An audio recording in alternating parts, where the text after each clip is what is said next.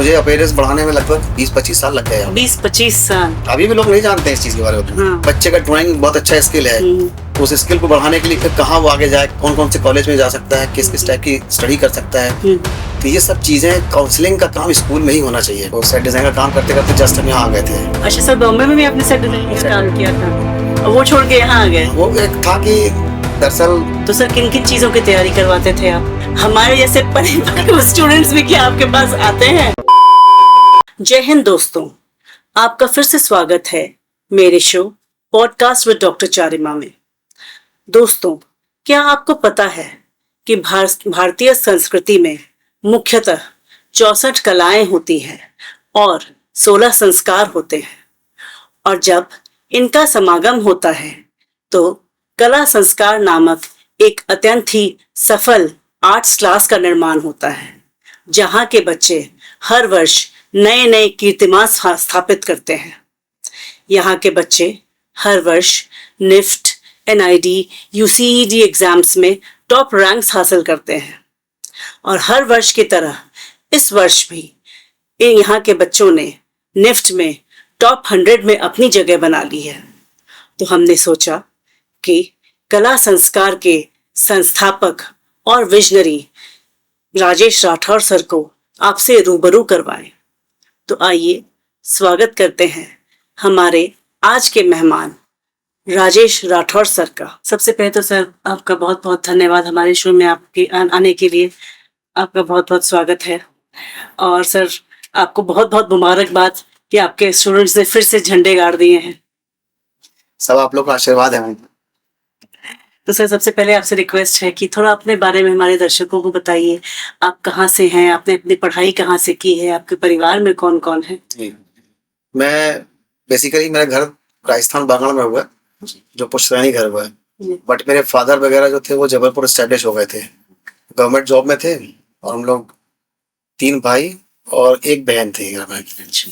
और father expire हो गए हैं, बट मम्मी अभी लाइव है, और सभी की शादी वादी हो गई है। बड़े ब्रदर थे वो भी अपना ऑर्डिनेंस फैक्ट्री में है, और छोटा ब्रदर है तो वो बिजनेस करता है उसका। कहाँ? जबलपुर में बिजनेस करता है वो, उसका हिंदुस्तान लीवर का पूरा एजेंसी है। और बहन की शादी हो गई है। मैं बचपन से ही घर से बाहर रहा। स्कूलिंग किया, स्कूलिंग के बाद सीधा कॉलेज के बाद फिर बाहर निकल गए। फिर मैंने स्कूलिंग के बाद इंदिरा कला संगीत विश्वविद्यालय खैरागढ़ से बैचलर ऑफ फाइन आर्ट्स किया, फिर मास्टर ऑफ फाइन आर्ट्स किया। उसमें मेरा सब्जेक्ट था ग्राफिक डिजाइन, अप्लाइड आर्ट। तो वो करके फिर जैसे ही मेरा खत्म हुआ कोर्स मास्टर डिग्री का, तो उसके पहले मैंने एक एग्जाम दिया था। तो उस एग्जाम में मेरा सिलेक्शन हो गया था आर्टिस्ट कम फोटोग्राफर के जॉब पर, और पोस्टिंग मिली मुझे यहाँ गया में। तो मैं गया में आ गया, फिर वहीं से मेरा फिर जीवन शुरू हुआ इस टाइप से। तो सर शादी हो रखी है सर? हाँ, शादी मेरी हो गई, एक बेटी है। बेटी है सर, वो क्या करती है? बेटी मेरी भी नाचत अकेडमी गया से पास आउट थी 12th। अच्छा। उसके बाद फिर उसने 1 साल ड्रॉप लिया और फिर निफ्ट की प्रिपरेशन की। ओके। और अच्छा रैंक लाई थी। रैंक लाके गांधीनगर से उसने अप्लाई किया है इसका फैशन कम्युनिकेशन का, और अभी वो यूआई यूएक्स डिजाइनर है मोबीक्विक कंपनी में।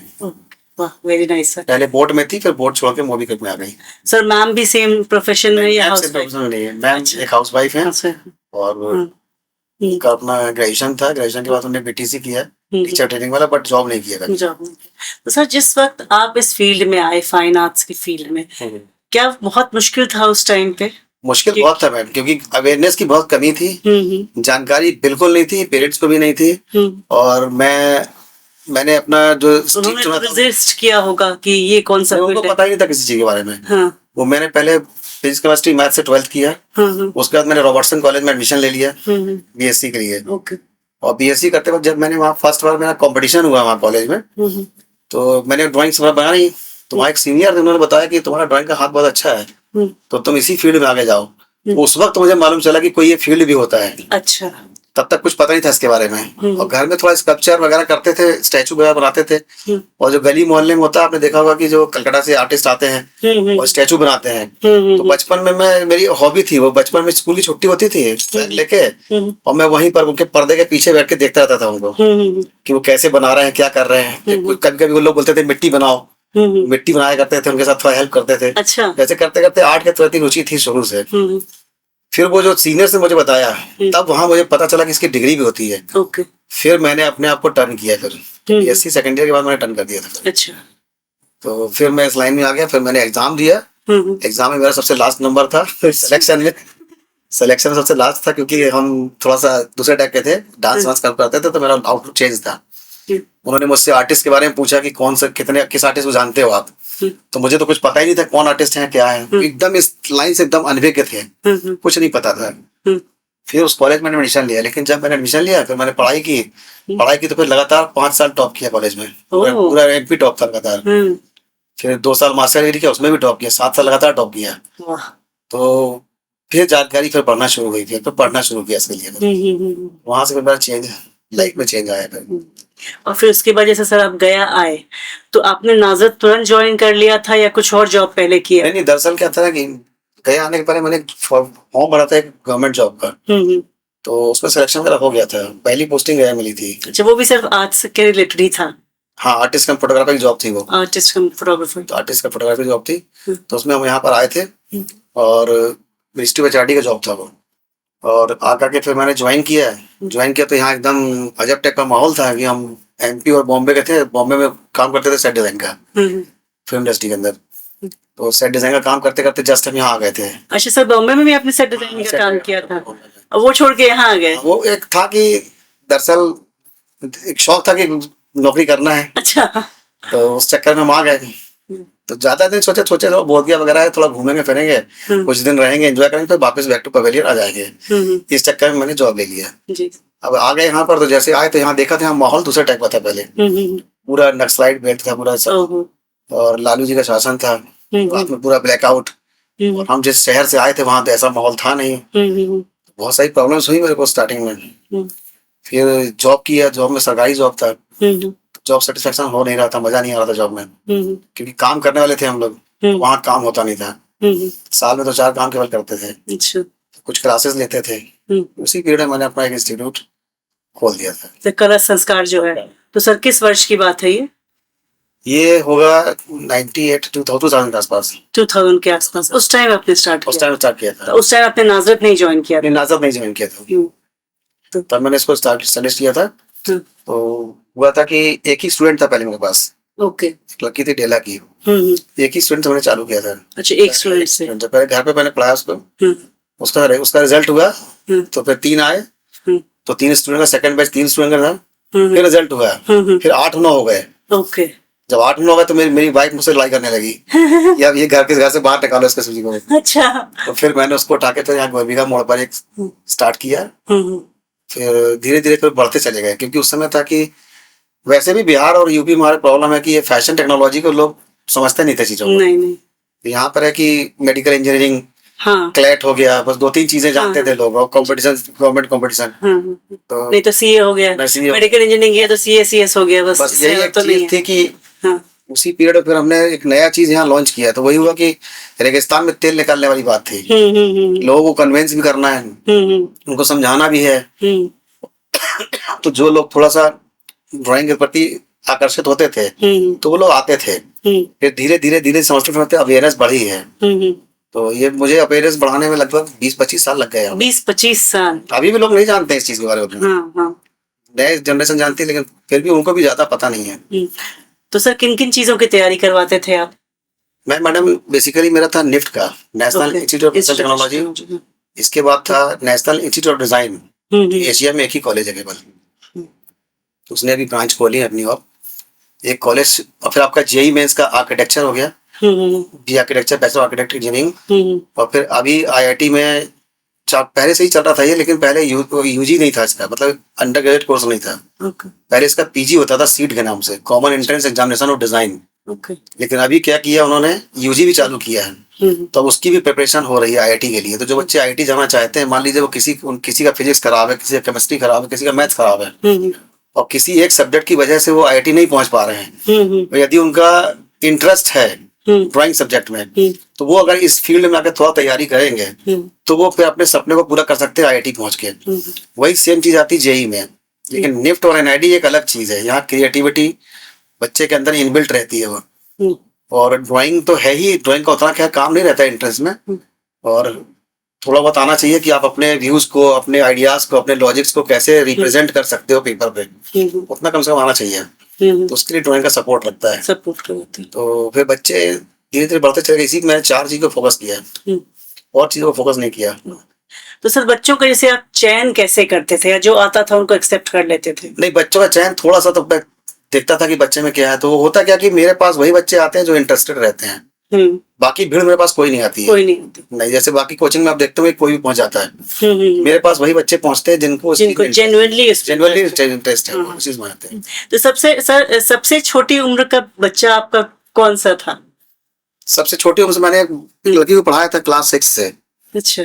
तो वो पढ़ते पढ़ते अभी रेडी से पास आउट हुई है, अभी जॉब में है इस समय। वाह। वो सब छोटी उम्र से आया था बच्चा को। तो उस समय से करते? हाँ, उस समय से करते करते। छोटे बच्चे हैं जो क्लास 1 2 3 से स्टार्ट हो जाते हैं। तो ये दरअसल मैडम जहां तक मैं समझता हूँ ना कि ये इंटरेस्ट की बात है। तो इंटरेस्ट एक आपका मेन स्ट्रीम रहता है, जो मेडिकल इंजीनियरिंग हमारा हो गया मेन स्ट्रीम, एक इंटरेस्ट रहता है। और पेरेंट्स बोलते हैं कि क्या ड्राइंग करेगा, उनको अवेयरनेस नहीं है। बच्चों को है कि बच्चों को मैसेज दूंगा मैं कि आप नेट खोलिए, पापा मम्मी को दिखाइए कि क्या होता है एनआईडी, क्या होता है निफ्ट, क्या होता है आर्किटेक्चर, क्या होता है यूसीड, इसके बारे में डिटेल्स दिखाइए, समझाइए। किसी को पता नहीं इस चीज के बारे में। और मैंने देखा कई चीजों का ऐसा कि बहुत बच्चों का ड्राइंग बहुत अच्छा होता है, बट वो क्या करते हैं अपने आप को चेंज कर लेते हैं, वो चले जाते हैं इसमें इंजीनियरिंग मेडिकल साइड, और वहाँ वो अनसक्सेसफुल अगर हो गए या उस चीज में वो सही नहीं कर पाए, तो फिर वो प्राइवेट कॉलेज चले जाते हैं। तो प्राइवेट कॉलेज जाने से बेटर है कि हम एक बढ़िया ब्रांडेड कॉलेज पहुंचे अपने इंटरेस्ट को लेकर के। और अगर आपका शौक आपका प्रोफेशन बनेगा, तो काम करने का मजा अलग आएगा, कुछ नए नए अचीवमेंट आप तभी कर सकते हैं। तो जैसे सर अभी तक कितने बच्चों को जैसे आपने सफलता पूर्वक उनके लक्ष्य तक पहुंचाया है? गिनत कभी है नहीं है, हाँ। लेकिन संख्या हजारों में होगी। हजारों में होगी। तो सर इस मुहिम में जैसे आप अकेले ही हैं या और लोग भी आपके साथ? इसमें मेन पेपर तो मेरे पास रहता है, मेन सब्जेक्ट, और इंग्लिश, रीजनिंग, मैथ्स, जीके के लिए टीचर अलग रहते हैं। अच्छा। वो टीचर्स पढ़ाते हैं। हाँ, और मेन 70% पोर्शन मेरे पास रहता है। तो सर जैसे आप वहाँ पे सिखाते हैं, ड्राइंग भी सिखाते हैं और भी, तो उस ड्राइंग में जैसे आप क्या क्या सिखाते हैं सर? देखिए, इसमें जैसे कि लोगों के दिमाग में आ गया कि ड्राइंग की बात है, तो समझते हैं जो बच्चा ड्राइंग करता है स्कूल में, तो ड्राइंग को उसी परिप्रेक्ष्य में देखते हैं। लेकिन यहाँ जो पढ़ाई होती है वो ड्राइंग की पढ़ाई कम होती है, यहाँ डिजाइन की पढ़ाई ज्यादा होती है। डिजाइन ये पूरी मैथमेटिकल ड्राइंग है। ओके। तो इसमें ड्राइंग में पूरा ज्योमेट्री शामिल होता है, हर एक चीज ज्योमेट्री के थ्रू ही बनती है। ओके। और उसको फुल्ली इंजीनियरिंग स्टाइल में बनाना होता है। अच्छा। क्योंकि जो भी डिजाइन हम बनाएंगे उसकी मैन्युफैक्चरिंग होनी है, तो मैन्युफैक्चरिंग करने वाले इंजीनियर्स हैं। तो वो ड्राइंग का top elevation, front elevation, side elevation, उसका 3D रूप, ये सब बनाना होता है। तो पूरा मैथमेटिकल ड्राइंग्स है, जिसमें इंटीरियर है, आउटडोर है, ग्राफिक डिजाइन है, काफी चीजें हैं, ह्यूमन फिगर्स हैं, गारमेंट्स डिजाइनिंग है, कॉस्ट्यूम है, क्रिएटिविटी है। अच्छा। तो ये सब चीजें हैं। जैसे आप मार्केट में देखते होंगे कि पहले हम लोग को याद होगा आज से 20 साल पहले, तो किसी घर आप जाते होंगे चाय पीने के लिए, तो एक विशेष प्रकार का कप था उस समय, जो येलो कलर का होता था, व्हाइट कलर का होता था। लेकिन आज अगर आप जाइएगा तो कप के डिजाइन इतने सारे मार्केट में बहुत ज्यादा। मैं अपने घर में देखता हूँ कि 6 महीने एक डिजाइन चलता है, फिर बोलते हैं पुराना हो गया, दूसरा लाओ, फिर वो दूसरा डिजाइन आता है मार्केट में। हाँ। ये जो डिजाइन जो बार बार डिजाइन आ रही है, ये डिजाइनर्स ही तैयार कर रहे हैं। तो ये चीजों को आगे बढ़ाना है इसमें। और जैसे सर बच्चे आपके पास आते हैं ज्यादातर, तो ऑब्वियसली जिनको इस चीज में इंटरेस्ट है वो आते हैं, तो लेकिन उनकी आते तो है कि हाँ मुझे इस चीज में, इस फील्ड में इंटरेस्ट है, बट आर दे अवेयर, या आपको जब आते हैं तो आपको उनको प्रिपेयर कराना पड़ता है? देखिए, वो आते हैं वो कि मुझे लिफ्ट करना है, लेकिन जानते कुछ नहीं, लिफ्ट जानते कुछ नहीं है। फिर मैं बैठता हूँ उनके साथ, आधे घंटे काउंसलिंग करता हूँ उनकी। ओके। दरअसल होना क्या चाहिए, जो हमारे स्कूल्स है ना, यहाँ पर चल रहे हैं स्कूल्स, ये स्कूल्स में जवाबदेही प्रिंसिपल की, टीचर की भी होना चाहिए कि आप अपने क्लास 8 9 में कम से कम कैरियर काउंसलिंग कराइए। हर एक बच्चे को आप इंजीनियर नहीं बना सकते हैं, हर एक बच्चे को डॉक्टर नहीं बना सकते हैं आप। आपको अपने स्कूल में ही छांटना है। पेरेंट्स ने आपका बच्चा आपको दे दिया है, अब देखिए उसके अंदर कौन सी क्वालिटी इनबिल्ट है जो भगवान ने दे के भेजी है उसको। उस टाइप के बच्चों को निकालिए, कम से कम उनको उस लाइन के बारे में बताइए। एक्चुअली हर स्कूल में काउंसलर्स होने चाहिए जो बच्चों को गाइड करें या बच्चों को देखें हर बच्चे में क्या खास है और उस हिसाब से उनको जैसे कि मोल्ड करें। आप देख लीजिए म्यूजिक का, तो बच्चों को यही नहीं पता कि म्यूजिक के लिए कौन सा कॉलेज जाना होगा, मुझे कहाँ प्रिपरेशन करनी होगी। आप डांस की बात करें तो डांस करने में कौन सा कॉलेज जाएंगे, कहाँ से हम डिग्री करेंगे इसकी। एक्टिंग का है तो कहाँ से हम डिग्री करेंगे, उनको नाम ही नहीं पता होगा। एनएसडी के बारे में जानते नहीं होंगे क्या चीज है, क्या उसके एंट्रेंस टेस्ट में आएगा। बच्चे का ड्राइंग बहुत अच्छा स्किल है, तो उस स्किल को बढ़ाने के लिए फिर कहाँ वो आगे जाए, कौन कौन से कॉलेज में जा सकता है, किस किस टाइप की स्टडी कर सकता है। तो ये सब चीजें काउंसलिंग का काम स्कूल में ही होना चाहिए, वहीं से आप बच्चे को छांट सकते हैं। तो स्कूटनी वही होगी, मेन स्कूटनी वही होनी चाहिए। होती है। लोग करते क्या कि बच्चे को 10-12 पास करके छोड़ दिया, अब वो क्या करेगा बेचारा, भटक गया वो।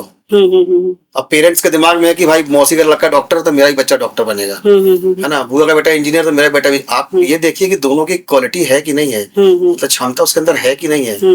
ये सब चीजों को देखना जरूरी है। ये सच्चाई है, थोड़ा सा बुरी लगेगी लोगों को, लेकिन सच्चाई यही है। सच्चाई है। हर व्यक्ति डॉक्टर इंजीनियर नहीं बन सकता है, वो जिसके अंदर क्वालिटी बन जाएगा वो। सही बात है।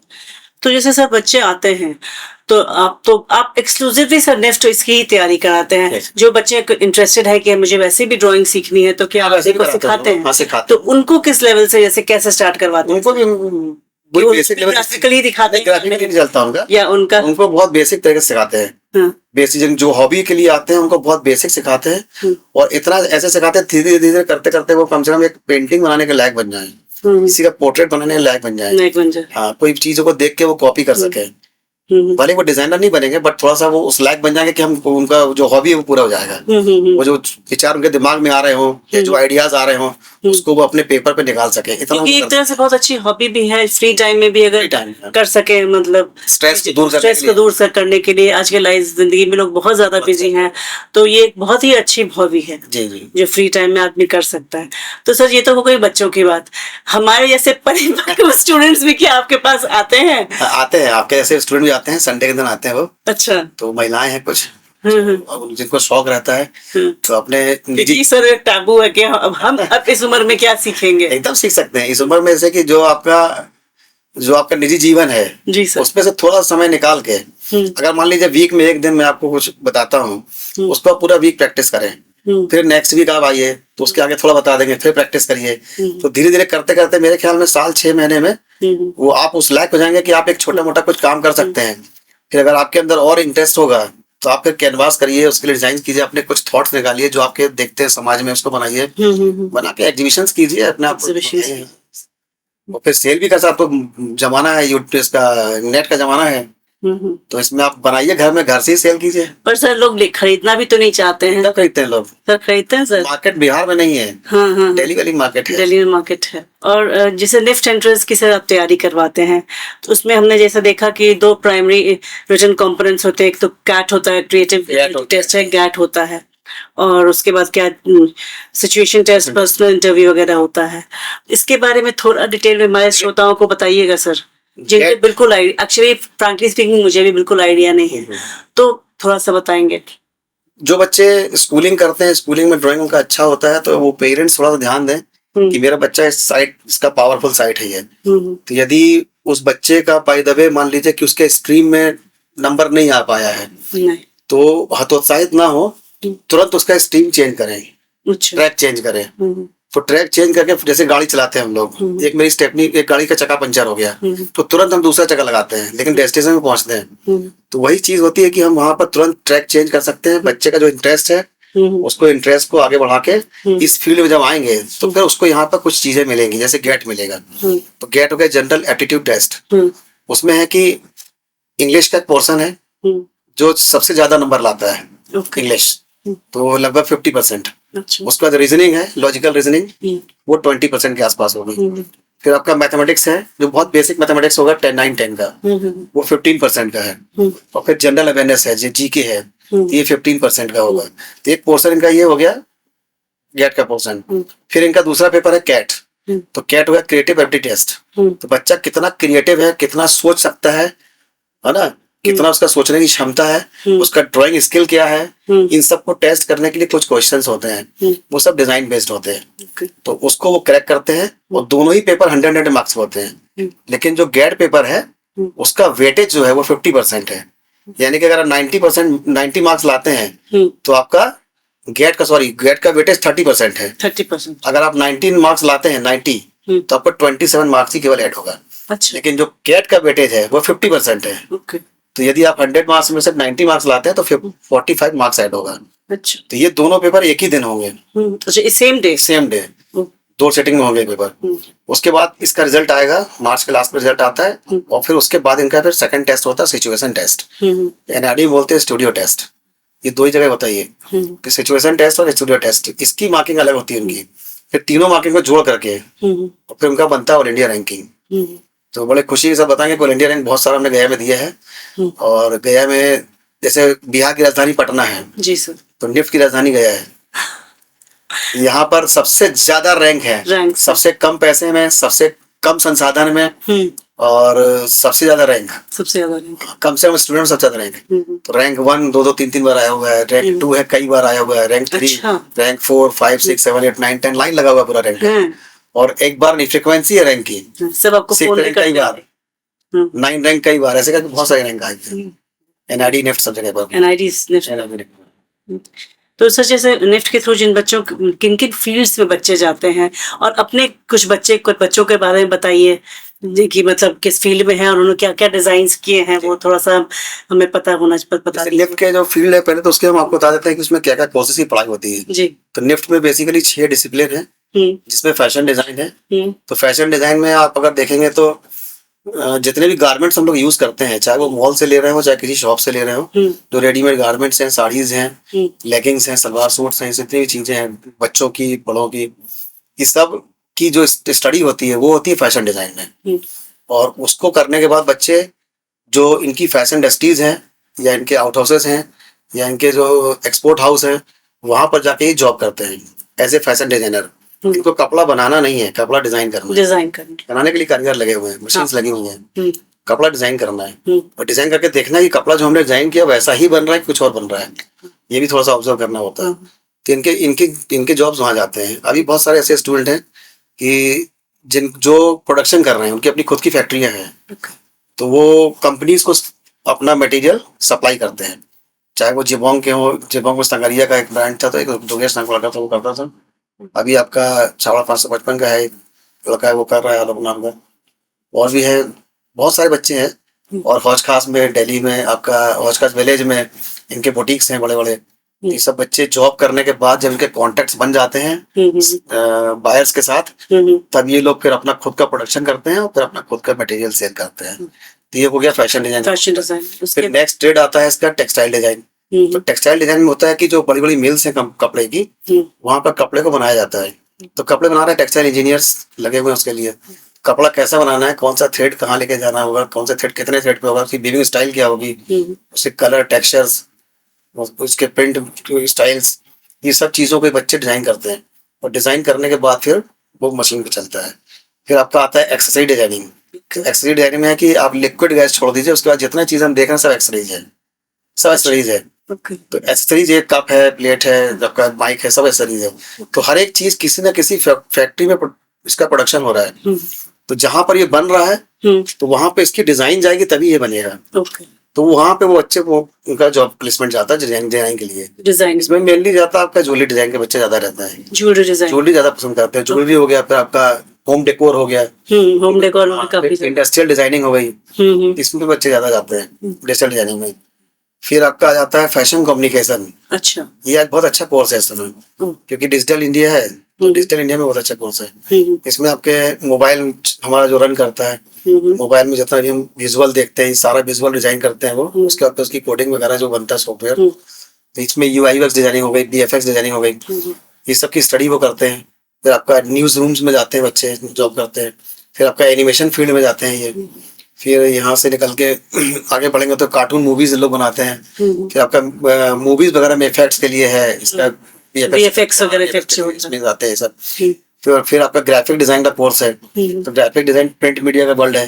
तो प्रिंटिंग वर्ल्ड में ये जो उसके डिजाइन बनते हैं, तो वहाँ पे बुक का हो गया, आपका टेक्स्ट बुक का हो गया, मैगजीन हो गई, न्यूज़पेपर्स हो गए, या और भी लोगो, मोनो, ट्रेडमार्क, जो भी इनकी ब्रांडिंग का काम होता है किसी कंपनी की, वहां पर हो गया।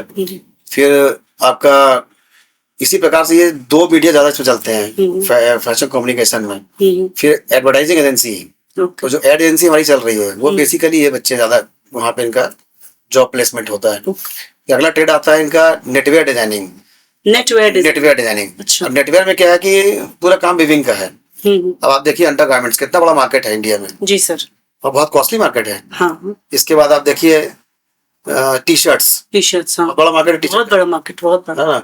तो ये हो गया। इसके बाद फिर आपका शॉल, स्वेटर, कंबल, दरी, गलीचा, ये सब जितने मार्केट्स हैं ये सब नेटवेयर के थ्रू जाते हैं बच्चे वहाँ पर। ओके। तो वो जहाँ जहाँ फैक्ट्री बन रहे हैं वहाँ वहाँ ये जॉब करते हैं। फिर आपका मार्केट आता है लेदर डिजाइन का। तो लेदर गुड्स में है कि आपका पूरा फुटवेयर हो गया, उसका जैकेट्स हो गई। जैकेट्स के बाद आप देख लेंगे फिर बैग्स हो गए हमारे, जैसे कंप्यूटर के, लैपटॉप के बैग हैं, कंप्यूटर के बैग हैं, स्कूल बैग्स हैं, लेडीज पर्स है, गुची वगैरह का जो आता है सब ब्रांड का। तो ये लेडीज पर्स का मार्केट हो गया। फिर आप मार्केट देखेंगे तो जो सीट्स वगैरह बनती डिजाइन होती हैं, सर कौन सी? व्हीकल्स की सीट्स, कार की सीट्स हो कार सीट्स, हाँ, कार एरोप्लेन की सीट्स। सीट्स हो गई। इनमें जो टेक्सचर यूज होता है लेदर का, जी सर। या जो डिजाइन यूज होती है वो हाँ। बच्चे ये सब नया नया डिजाइन लोग निकालते हैं। तो ये इनके फील्ड्स हैं। तो ये 6 डिसिप्लिन तो देता है नेफ्ट, और एनआईडी में और ज्यादा डिसिप्लिन है। ओके। हाँ, उसमें ज्यादा डिसिप्लिन है। उसमें सेरेमिक भी ऐड जाता है, काफी चीजें ऐड जाती है, सब बाइफरकेट कर जाता है। अच्छा, उसमें सेरेमिक वगैरह सब आ गया। सब कुछ है इसमें। तो ये सब फील्ड्स हैं, बच्चे यहाँ पर जाके अपना इन फैक्ट्रीज में, इन जगह पर अपना जॉब प्लेसमेंट देख सकते हैं। सर एक चीज ये है कि जैसे अब इतने फील्ड्स हैं, बच्चे खुद डिजाइन कर रहे हैं। अभी बीच में एक एआई आ गया है, तो एआई काफी हद तक डिजाइनिंग भी कर दे रहा है। तो क्या ये बच्चे अफेक्ट हो जाते हैं इनकी? इनका इफेक्ट थोड़ा सा तो होगा, 30% मान के चलिए होगा। हाँ, जॉब पे तो जाएगा। 30% होगा, ज्यादा नहीं हो सकता, 30% ही होगा मेरे हिसाब से, जहाँ तक मैं समझ रहा हूँ इस चीज को। क्योंकि एआई ठीक है, एक जो कंप्यूटर में फीड किया गया उतना वो डिजाइन डाल सकता है, लेकिन जो चीज हमारा दिमाग आउट करेगा वो चीज वो एआई नहीं, वो तो एआई नहीं कर सकते। तो वो एआई संभव नहीं है। लेकिन कहीं ना कहीं तो डर तो थोड़ा सा है।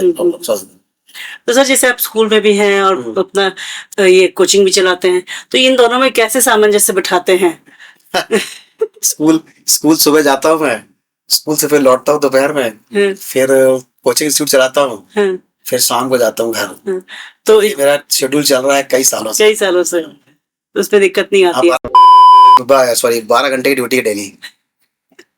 और बच्चों के लिए है, बहुत बच्चे फ्री पढ़ते हैं मेरे पास, ऐसा नहीं। समाज सेवा भी चल रही है, बच्चे फ्री है। जो बच्चे इकोनॉमिकल वीकर होते हैं उनको मैं फ्री पढ़ाता हूँ। अच्छा। जो उनकी श्रद्धा वो फीस दे, नहीं देना ना दे, हाँ, तो भी पढ़ते हैं। फिर आगे जाके जब वो कॉलेज पहुंचते हैं जी सर, तो लोगों के मन में आ गया कि वहाँ पे वो कैसे अफोर्ड करेंगे, तो उसके लिए बहुत सारी स्कॉलरशिप रहती है। अच्छा। तो स्कॉलरशिप में है कि उनका फुल फ्री हो जाता है फीस। अच्छा, पूरा फुल फ्री। तो वहाँ पर वो अपना आराम से, बहुत बच्चे ऐसे हैं जो कि बहुत गरीब थे और गरीब होने के बाद उन्होंने अपनी सारी पढ़ाई कंप्लीट की और आज बहुत अच्छी लाइफ लीड कर रहे हैं। तो सर जैसे आप उनको गाइड करते हैं कि कैसे कैसे, बताता हूँ उसका, सर आप स्कॉलरशिप्स कैसे लेंगे, क्या लेंगे, पूरा आपका गाइड करते हैं। काफी मेहनत का काम है सर ये, सारी चीज बताना पड़ती है, सारी चीजें पेरेंट्स को बताना पड़ती है। हाँ, पेरेंट्स को तो नहीं पता होता है, ज्यादातर पेरेंट्स को नहीं पता होता। बहुत सारे लोग हैं इस टाइप के जो बहुत गरीब थे और सबने पढ़ा है बच्चों ने। क्या समाज से कुछ लोग हैं जो शायद उनको स्पॉन्सर करते हैं या नहीं? मैं अभी तक तो नहीं किया किसी ने, किसी ने नहीं, अभी तक किसी ने नहीं किया। तो सर जैसे हम नाजरत अकेडमी जाते थे तो वहाँ सर आपके पेंटिंग्स हर तरफ छाए रहते थे, तो आप एग्जीबिशन वगैरह अभी भी करते हैं सर? एग्जीबिशन में करता हूँ, अभी इस साल मैंने नहीं की है, और 25 तक मैंने काफी एग्जीबिशन किए हैं। तो मैं जाता हूँ दिल्ली में करता हूँ, दिल्ली में करते हैं सर। तो सर वहाँ पे फिर अच्छा सेल होता होगा? नहीं, सेल नहीं करता हूँ, सेल नहीं करता, ज्यादा होता ही नहीं सेल वहाँ मेरा। अच्छा, क्योंकि वो थोड़ा सा मेरा कॉन्टेक्ट उन ब्रोकर्स के साथ नहीं है जो पेंटिंग सेल करते, क्योंकि मैं रहता हूँ बिहार में। अच्छा, तो उसके लिए मुझे वहाँ रहना पड़ेगा। तो जो ब्रोकरी होती है इसकी पेंटिंग की, तो वो ब्रोकर से मिलना पड़ेगा तभी हो पाएगा सेल। तो सर जैसे वहाँ पर एग्जीबिशन करते हैं तो वहाँ तो लोग होते हैं। पेंटिंग कुछ इतना ज्यादा स्केल में सेल नहीं किया है, किया है 15-20 पेंटिंग सेल किया है, लेकिन जो बड़े स्केल में सेल होता है वो ब्रोकर ही कराते हैं। ओके, और जो आपको लगता है जितनी मेहनत आप करते हैं उस हिसाब से आपको पेंटिंग साइड में रिटर्न नहीं आता है? नहीं, रिटर्न नहीं आता, पेंटिंग साइड में नहीं आता रिटर्न। लोग इधर उधर खरीद लेंगे लेकिन पेंटिंग पे स्पेंड नहीं करना चाहते, पेंटिंग में नहीं आता। तो सर साल 2026 में आपके फिर बच्चे फिर आए हैं टॉप 100 रैंक्स में, काफी अव्वल आए हैं सर। तो उनके बारे में बताएंगे सर, कौन कौन बच्चे हैं? तो अभी इस साल मेरे यहाँ से एक टॉप रैंक निकली, 6 रैंक, तो ज़ारा फातिमा लड़की थी जी सर। सेकंड वो बिहार में टॉपर थी, वो बिहार टॉपर, बिहार टॉपर पे बिहार में सेकंड टॉपर हुई है उमानसी अग्रवाल। और इसी प्रकार से 7-8 बच्चे हैं जो कि बिहार टॉप किए, और रैंक काफी निकली उधर से। और और भी आगे लास्ट ईयर भी रैंक निकली थी, तो हर साल अंडर 100 अंडर 10 में रैंक आती ही है गया में। अच्छा, एकदम हर साल आती है। हर साल। हर साल। हाँ, तो इसलिए सर आपको कोई रिवॉर्ड्स वगैरह नहीं मिले जब आप इतने बच्चों को करते हैं? बच्चे मतलब तो कहीं ना कहीं से तो आपको भी बहुत रिवॉर्ड्स मिलते होंगे सर। कुछ लोग काफी कभी लोग बुलाते award हैं, करते होंगे कुछ सर। सम्मानित करते हैं, सम्मानित बुला के करते होंगे सर। करते हैं। हाँ, और कई बार तो ऐसा है कि कुछ बच्चे ऐसे हैं जिन्होंने बहुत बड़े बड़े काम कर दिए हैं। अच्छा। जैसे कि एक आदर्श नाम का लड़का था मानपुर का, हाँ, तो आपने मूवी देखी होगी मणिकर्णिका, जी सर। उसकी सारी ज्वेलरी डिजाइन उसने की है, वाह। मणिकर्णिका की। और भी मूवीज का किया उसने शायद हाँ, लगभग। ये तो बहुत ही बड़ा अवार्ड है सर। हाँ, वो किया है। यही हम लोग के लिए अवार्ड रहता है। अवार्ड है सर, सही बात। कुछ बच्चे हैं जिन्होंने ट्रेन की डिजाइनिंग में अपना सहयोग दिया है। ट्रेन की ट्रेन की डिजाइनिंग। डिजाइनिंग में तो ये भी एक बड़ा अवार्ड है। शताब्दी दुरंतो, वंदे भारत वगैरह के टोरंटो में। टोरंटो में वाह। डिजाइन उनके चल रहे हैं। कुछ बच्चे गए के हैं। हम्म। और इस प्रकार से न्यूज चैनल्स में है। अभी आपका दूरदर्शन प्रोडक्शन मैनेजर है, तो वो मेरे स्टूडेंट हैं। हम्म। तो न्यूज चैनल्स में बहुत मूवीज में है बहुत सारे बच्चे। अच्छा। मुझे तो याद भी रहता बच्चे कहाँ कहाँ जॉब कर रहे हैं, क्या क्या कर रहे हैं। तो सर आपने बताया कि डेंटल चेयर में भी हाँ, उसमें भी किया उन्होंने डिजाइनिंग की है। शुभम का लड़का था, उसने बनाई। शुभम। हाँ, डेंटिस्ट की चेयर बनाई। हाँ। फिर आपका आर्किटेक्ट इंजीनियरिंग में काफी उनका योगदान है। एक सिद्धार्थ नाम का लड़का है, अच्छा। आप गूगल पे सर्च करेंगे, सिद्धार्थ एसोसिएट्स पटना में है। हम्म। उसमें भी बहुत बड़ी बड़ी बिल्डिंग्स, बड़े बड़े अपार्टमेंट्स और काफी काम किए हैं। बोधगया का स्मार्ट सिटी का तो डिजाइन शायद करेगा तो वही करेगा, उसी का डिजाइन पास है। तो इस टाइप से चीजें हैं। बहुत सारे बच्चे हैं इस टाइप के। तो सर जब आप पहले तो आप यहाँ आपने बोला कि आप जबलपुर के हैं ओरिजिनली, तो आप ये राजस्थान के हैं, तो यहाँ आए गया, अब तो यहीं के होके रह गए हैं, लेकिन कभी ऐसी इच्छा नहीं होती कि वापस जाएं? फिलहाल तो अभी नहीं है। नहीं है ना? नहीं सर, बहुत जरूरी है यहाँ के लोगों बच्चों के लिए आपका रहना बहुत जरूरी है सर। वही कि जो मैंने सीखा है, जो मैंने अपने लाइफ में सीखा है, बच्चों में ट्रांसफर करना जरूरी है। बहुत जरूरी, बहुत जरूरी। तो सर जैसे आप बच्चों के क्लासेस लेते हैं, तो हर जब आपको सिखाते हैं तो क्या होता है सर? वो स्पून फीडिंग होती है सर, या बिल्कुल उनको आप आजादी देते हैं कि कैसे, मतलब आप अपने एकदम से आजादी तो आप नहीं दे सकते हैं। हाँ। पहले थोड़ा सा स्पून फीडिंग करना पड़ता है। अच्छा। थोड़ा सा स्पून फीडिंग करने के बाद उनको छोड़ देते हैं। ओके। तो जब वो लगता है कि हाँ अब ये करने के लायक हो गए हैं, तब उनको छोड़ते कि अब आप अपने आइडिया से बनाइए, आइडिया से डिजाइन कीजिए। क्योंकि हमने देखा आप सर डालते रहते हैं। हाँ। किसी ने विराट कोहली का बनाया है, किसी ने कुछ बनाया है। पहले उनको सिखाना पड़ता है। और जब वो सीख जाते हैं तब फिर बच्चे खुद ही चलना शुरू कर देते हैं। शुरू में उंगली पकड़नी पड़ती है, उसके बाद फिर वो अपना चलने लगते हैं। तो सर जैसे आपके 27 वर्षों का आपका ये सफर रहा है, तो मुश्किलें भी आई होंगी सर, तो कुछ ऐसा है जो मतलब आपको याद है या आप कुछ शेयर करना चाहेंगे? तो गया में कुछ खास मुश्किल तो नहीं आई है। लोगों ने बहुत प्यार दिया है, बहुत प्यार दिया गया में। और गया में हर तरह से सपोर्ट ही मिला मुझे। तो सर जैसे आपने शुरू में वैसे बता दिया है कि मतलब पेरेंट्स को देखना चाहिए या टीचर्स को भी स्कूल में भी देखना चाहिए कि बच्चों की काउंसलिंग करें। सर हमारे शो के माध्यम से आप टीचर्स और पेरेंट्स को क्या ये संदेश देना चाहेंगे, कुछ संदेश देना चाहेंगे कि बच्चों को किस फील्ड में जाना चाहिए? देखिए, बच्चों का फील्ड तो उनके बचपन में ही पहचाना जाता है। जी सर। जब बच्चा छोटा होता है, मतलब मेरे हिसाब से ये बात सही है कि गलत है, वो सबके अलग अलग नजरिए हैं जी। मतलब मैं जो सोचता हूँ, बच्चा जब छोटा होता है ना, तो सामने कई चीज रख दीजिए, कई प्रकार के खिलौने रख दीजिए, तो उसको जो पसंद होगा वो वही खिलौना उठाएगा। हाँ। और उसी से खेलेगा वो, और बार बार उसी से खेलेगा। और उसका मेरे ख्याल में उसका आगे का जो फ्यूचर है वही डिसाइड जाता है वो। ओके। कि बच्चा क्या करना चाहता है। कुछ बच्चे होते हैं जिनको इंस्ट्रूमेंट से बड़ा प्रेम रहता है। मेरा भतीजा भी था वैसे ही। हथौड़ी, स्क्रू ड्राइवर, कुछ ज्यादा उससे खेलेंगे वो। कुछ टॉय से खेलते हैं, लड़कियां को भी खेलती हैं चीजों से। तो ये जो चीज है ना, वो बच्चे का इंटरेस्ट वहीं से दिखना शुरू हो जाता है। अब लेकिन हम जबरदस्ती क्या करते हैं कि हम किसी घर पहुंचे या अपने घर पहुंचे, तो डॉक्टर वाला सेट ले लिया, लो बेटे तुम डॉक्टर बन जाओ, है ना जी। ये जो चीज करते हैं ना हम लोग, बच्चे पे जबरदस्ती थोप रहे हैं। हम अपनी मानसिकता उन पे थोप रहे हैं। तो बच्चे को पहचानना है, बच्चे के इंटरेस्ट को पहचानना है कि वो बच्चा सबसे ज्यादा मन कहाँ लगा रहा है। बच्चा भूखा होने पर भी कौन सी चीज, कौन से काम को करने के लिए तैयार है।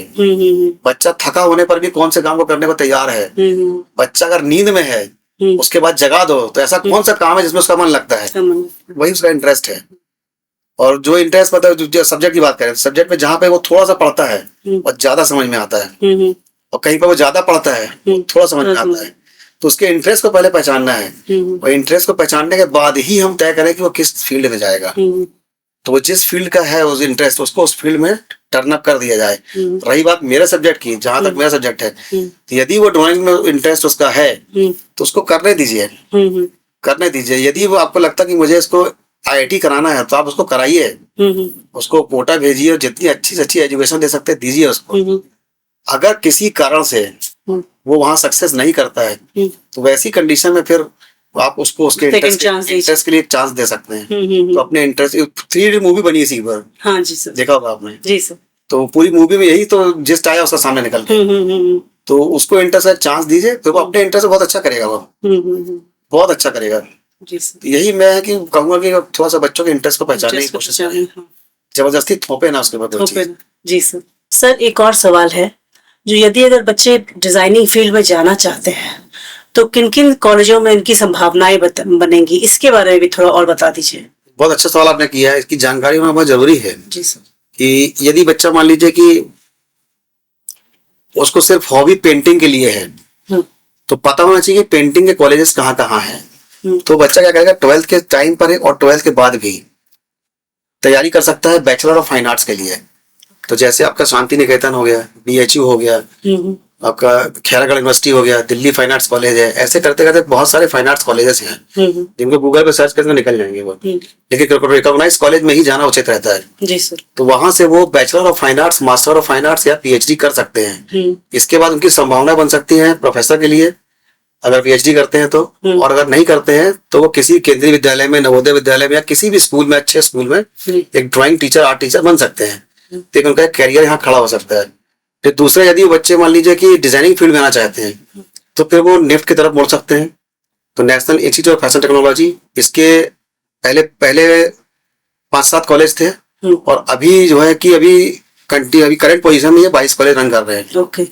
तो हर एक राजधानी में कॉलेज का लगभग बन चुका है, और भी खुलने के चांसेस बन हो रहे हैं। अच्छा। अब जैसे सीट को देखें हम, तो पहले सीट के नाम से एग्जाम होता था मेरे टाइम पे, जब मैंने सीट क्रैक किया था सुबह, तो सीट के टाइम को नाम होता था ये।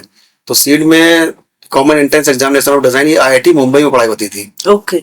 इसके बाद अभी क्या हुआ कि अभी ये 4, 5, 6, 7 जगह पर इसको एक्सटेंशन दे दिया गया है। तो कई IITs में इसकी पढ़ाई होती है, IIIT में पढ़ाई होती है इसकी। अच्छा। फिर बैचलर ऑफ आर्किटेक्ट का जो पढ़ाई होता है वो भी मेरे ख्याल में 18-20 कॉलेज में होता है IITs में। अच्छा। फिर उसके साथ साथ जामिया मिलिया इस्लामिया में होता है, फिर आपका MNITs में होता है। तो NIT, MNIT, जामिया मिलिया इस्लामिया, इस टाइप से कई चीजें। फिर आपका एक बहुत बड़ा कॉलेज का SP है, स्कूल प्लानिंग एंड आर्किटेक्ट। तो इसके 3 कॉलेज इंडिया में है, एक दिल्ली में है, एक विजयवाड़ा में है, और एक भोपाल में है। अच्छा। तो ये 3 कॉलेज उसके SPA हो गए। फिर NID पहले एक ही कॉलेज था। ओके। सिंगल कॉलेज अहमदाबाद, लेकिन इसको पे एक्सपेंड करके बढ़ा दिया है। उसके 4-5 सेंटर और खोल दिए गए हैं। अच्छा। NID के, उसका PG का भी सेंटर बन गया है। ओके। तो इस टाइप से वो कॉलेज बहुत ज्यादा एक्सपेंड हो गए थे। तो ये बच्चे इन सब जगह पे जा सकते हैं अपने फील्ड को लेकर के। और भी चीजें हैं, तो मेरे ख्याल में इतना काफी इनके लिए हो सकता है अगर वो चाहे तो। जी सर। है ना। ऐसे ही म्यूजिक के, डांस के कई तरह की चीजें हैं। तो म्यूजिक में अगर जाना चाहते तो DBUs करेंगे वो, तो वो भी किसी कला संगीत विश्वविद्यालय से bachelor of music, master of music कर सकते हैं। एक्टिंग क्षेत्र में जाएंगे तो फिर SD की तरफ जाएंगे दिल्ली, वहां से वो कर सकते हैं एक्टिंग क्लासेस। तो इसी तरह से इनका अपना कैरियर, अपना इंटरेस्ट देख के चुन ले, और फिर उसके कॉलेज को देखे, उस कॉलेज में किस टाइप का एंट्रेंस एग्जाम है, उस टाइप की स्टडी करके उसके एंट्रेंस एग्जाम में जाएं, फॉर्म फिलअप करें, और फिलअप करने के बाद उसमें फिर स्टडी करें, इसमें और फिर अपना करियर खड़ा करें, अपने हॉबी को ही प्रोफेशन बना लें। यही मेन चीज है। Thank you so much sir, आपने इतना अच्छा, एक तो आपने अपना बहुमूल्य समय हमें दिया और काफी कुछ अच्छी बातें बताई, इसके लिए बहुत बहुत धन्यवाद सर। Thank you ma'am. तो दोस्तों, आपको हमारा आज का शो पसंद आया तो प्लीज लाइक, शेयर, सब्सक्राइब जरूर कीजिएगा। धन्यवाद। जय हिंद।